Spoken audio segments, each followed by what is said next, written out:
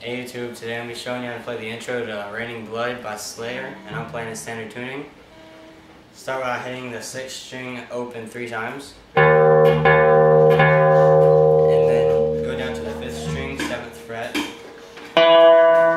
then you want to go down to the 4th string, 8th fret. Then the 9th fret. And the 8th fret. Then up to the 5th string, 9th fret. Back down to the 4th string, 8th fret.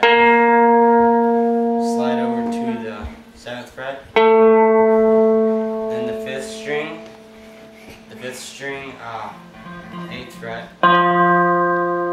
4th string, 7th fret. Slide to the 6th fret. And that's how you play it. Now when you put it together, it goes like this.